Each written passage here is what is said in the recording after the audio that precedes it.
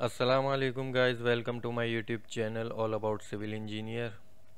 Guys, आज की video में हम बात करेंगे रिवर्स कैलकुलेशन ऑफ सीबीआर। आप लोगों के काफ़ी ज़्यादा कमेंट्स आ रहे थे इस वीडियो के हवाले से, तो सोचा ये वीडियो बनाई जाए। अच्छा, ये वीडियो जो है रिवर्स कैलकुलेशन ऑफ सीबीआर सीखने से पहले आपको इसकी एक्चुअल कैलकुलेशन आनी चाहिए, क्योंकि इसमें हम ऐसी कैलकुलेशन रिवर्स कैलकुलेशन जब करते हैं तो हमें बहुत सी चीज़ों का आइडिया होना चाहिए कि ये हमें कितना रखना है, कितना नहीं रखना।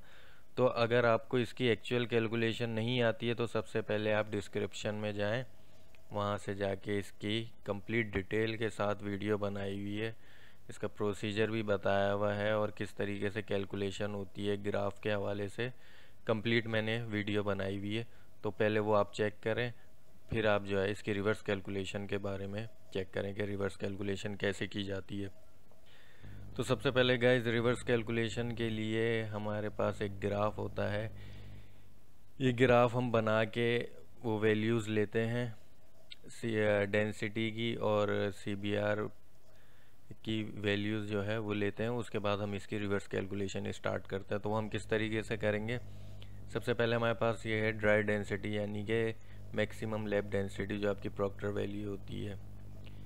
ये हमारी 2.100 ग्राम पर सीसी है और सीबीआर वैल्यू हम एट 100% पे 64 रखेंगे। तो ये जो हमारी डेंसिटी है 2.00, यहाँ से हम एक लाइन खींचेंगे और एक 6.64 से जो है इस तरीके से लाइन ड्रॉ करेंगे और इधर एक पॉइंट लगा देंगे। ये हमारा मेन पॉइंट है सीबीआर वैल्यू का। अब हमने क्या करना है, हमने एक ग्राफ ड्रॉ कर देना है इस तरीके से। उसके बाद हमने इसके 3 पॉइंट्स लगाने हैं, 65 बिलोज के, 30 बिलोज के, 10 बिलोज के पॉइंट लगाने हैं। उसकी डेंसिटी और सीबीआर वैल्यू ये हमने यहाँ पे लिखनी है। तो सबसे पहले हम 65 का लगाएंगे। 65 जो है वो आपकी 65 बिलोज पर आपकी डेंसिटी जो है प्रॉक्टर डेंसिटी से 1.2 to 1.5% तक इंक्रीज़ होनी चाहिए। मतलब ये मैं रिवर्स कैलकुलेशन के हिसाब से बता रहा हूँ। अगर आप एक्चुअल कैलकुलेशन करेंगे तो उसमें आपकी इससे भी ज़्यादा कम ज़्यादा हो सकती है, लेकिन रिवर्स कैलकुलेशन में जो आपको आइडिया रखना वो इस हिसाब से कि 1.2 to 1.5% आपने इंक्रीज़ करनी है।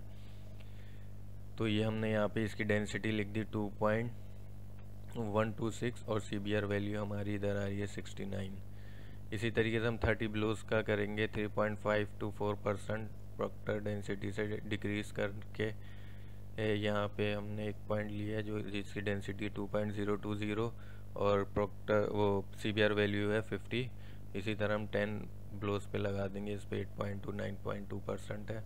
ये 3 पॉइंट्स हमारे पास आ जाएंगे तो हम इनकी डेंसिटी और सीबीआर वैल्यूज़ ले लेंगे। उसके बाद हम स्टार्ट करेंगे इसकी कैलकुलेशन। 10 बिलोज, 30 बिलोज, 65 बिलोज पर डेंसिटी की वैल्यूज़ आ गई, सीबीआर वैल्यूज़ आ गई। तो अब हम सबसे पहले जो है सीबीआर वैल्यूज़ की कैलकुलेशन रिवर्स कैलकुलेशन करेंगे। इसकी मैं आपको लास्ट में बताऊंगा। तो इसमें हमें क्या चाहिए, यूनिट लोड केजी पर centimetre square, load in KG, penetration जो है हम 5.08 पर ले लेंगे। दो पेनिट्रेशन होती हैं 2.54 और 5.08, तो हम 5.08 पर इनकी वैल्यूज़ की रिवर्स कैलकुलेशन करेंगे। तो इसके लिए सबसे पहले क्या है, स्टैंडर्ड लोड यानी यूनिट लोड जो आपका एक स्टैंडर्ड दिया हुआ होता है 5.08 पेनिट्रेशन पर आपको 105 केजी पर सेंटीमीटर स्क्वायर यूनिट लोड दिया हुआ होता है। तो इसके हिसाब से आप इसकी कैलकुलेशन रिवर्स कैलकुलेशन करेंगे। तो अब हमें निकालना है यूनिट लोड केजी पर सेंटीमीटर स्क्वायर। इसके लिए हम क्या करेंगे, 105 ये है, इसको डिवाइड कर देंगे 100 से, मल्टीप्लाई कर देंगे जो हमारी 10 बिलोज पर वैल्यू 26, तो हमारे पास आ जाएगा 27.3। इसी तरीके से हम 30 बिलोज के लिए करेंगे तो 50 से मल्टीप्लाई कर देंगे, हमारे पास आ जाएगा 52.5 और 65 के लिए 69 से कर देंगे 72.5 आ गया। अब हमें निकालना है load in KG. Load in KG निकालने के लिए हम क्या करेंगे, 19.57 मल्टीप्लाई बाय 27.3। 19.57 क्या है, ये इस प्लंजर का एरिया है जो आपकी सॉइल के अंदर पेनिट्रेट करता है, ये उसका एरिया है। तो अब हम इसके एरिया को मल्टीप्लाई कर देंगे जो आपकी यूनिट लोड आया 27.3, तो आपके पास लोड इन केजी आ जाएगा 534। 52.5 से करेंगे तो आपके पास आ जाएगा 1027 और 65 बिलोज पर आ जाएगा 1419। लोड इन केजी भी आ गया, यूनिट लोड केजी पर सेंटीमीटर स्क्वायर भी आ गया। अब हमने क्या करना है, जब हम ये टेस्ट करते हैं तो हम इन स्टैंडर्ड, ये हमारे पास पेनिट्रेशन जो है मिलीमीटर में है, जो स्टैंडर्ड के मुताबिक है। मतलब इन पेनिट्रेशंस पे जो है हमने लोड इन केजी नोट करना है, उसके बाद हमने इसकी कैलकुलेशन करनी है। तो इसके लिए हम क्या करेंगे, हमें एक और ग्राफ बनाना पड़ेगा, यूनिट लोड केजी पर सेंटीमीटर स्क्वायर और पेनिट्रेशन, इसका हमें एक और ग्राफ बनाना पड़ेगा ये वैल्यूज़ निकालने के लिए। तो सबसे पहले हम क्या करेंगे, हमारे पास जो वैल्यू यहाँ पर है 5.08 की हमारे पास सिर्फ वैल्यू है, बाकी हमें निकालनी है। तो 5.08 से हम एक लाइन ड्रॉ करेंगे और फिर हमारे पास 27.3 जो है यूनिट लोड है, तो यहाँ से हम एक और लाइन ड्रॉ कर देंगे, इधर एक पॉइंट लगा देंगे। फिर इस तरीके से हम इसका एक ग्राफ बना देंगे और हर पेनिट्रेशन पर हमने इसकी जो है यूनिट लोड नोट कर लेना। जैसे 0.64 है, ये हमारे पास 0.64 पेनिट्रेशन है, इस पे इसका यूनिट लोड 5.2 आ गया। सही है। इसी तरीके से हम सबके जो है यूनिट लोड लिख लेंगे, उसके बाद हम इसकी कैलकुलेशन करेंगे। अब इसकी कैलकुलेशन के लिए हमें क्या चाहिए, एरिया ऑफ प्लंजर, जो मैंने आपको पहले बताया था। इस यूनिट लोड को लोड इन केजी में कन्वर्ट करने के लिए प्लंजर का एरिया और वैल्यूज़ जो आपके पास यूनिट लोड है उसको आप मल्टीप्लाई कर देंगे, तो आपके पास 102 आ गई। इसी तरीके से सारी वैल्यूज़ को मल्टीप्लाई कर देंगे, आपके पास सारी वैल्यूज़ आ जाएंगी। और आपने ये चीज़ नोट करनी है कि वैल्यूज़ जो है इंक्रीज़ हो रही हो, ऐसा नहीं हो इंक्रीज़ हो के फिर डिक्रीज़ हो जाए, नहीं, ये जो है इंक्रीज़ होनी चाहिए जितनी पेनिट्रेट होगी आपकी। अब हमने क्या करना है, जैसे मैंने आपको बताया था कि 5.08 पे हमारे पास स्टैंडर्ड यूनिट लोड होता है 105 kg पर सेंटीमीटर स्क्वायर, लेकिन जब हम रिपोर्ट देते हैं तो हम 2.54 और 5.08 दोनों पर CBR वैल्यूज़ की रिपोर्ट देते हैं। और 2.54 पे हमारी यूनिट लोड जो स्टैंडर्ड है वो 70 kg पर सेंटीमीटर स्क्वायर है, तो हमने ये वैल्यू भी निकालनी है। ये वैल्यू के लिए आपको रिवर्स नहीं, एक्चुअल कैलकुलेशन करनी पड़ेगी। जैसे आपके पास 17.9 है, इसको आपने डिवाइड कर दिया 70 से, मल्टीप्लाई बाय 100 कर दिया, तो आपके पास वैल्यू आ गई 2.54 पे 25.6। अच्छा, एक और चीज़ आपने ध्यान में रखनी है कि अगर आप CBR वैल्यू के लिए ये ले रहे हैं 5.08 का, तो आपकी जो 2.54 पे वैल्यू है ये इससे कम होनी चाहिए।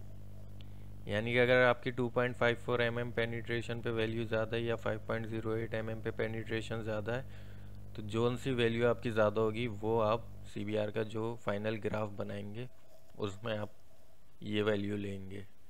तो अगर आप रिवर्स कैलकुलेशन कर रहे हैं तो आपको इस हिसाब से करनी है कि वैल्यू इससे कम रहे आपकी।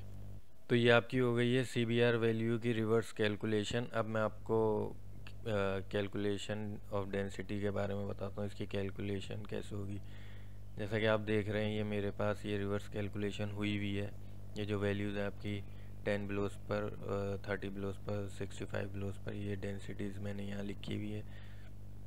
मॉइस्चर कंटेंट जो है आपका, जो प्रॉक्टर में ऑप्टिमम मॉइस्चर कंटेंट होता है उससे ही ±2 होना चाहिए आपका मॉइस्चर कंटेंट। सही है।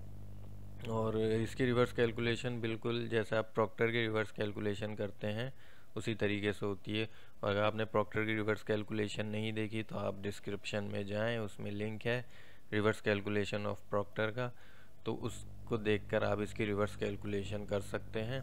लेकिन आपने एक और चीज़ ध्यान में रखनी है कि वेट ऑफ मोल्ड जो आप CBR के लिए यूज़ करेंगे वो प्रॉक्टर मोल्ड से ज़्यादा होता है।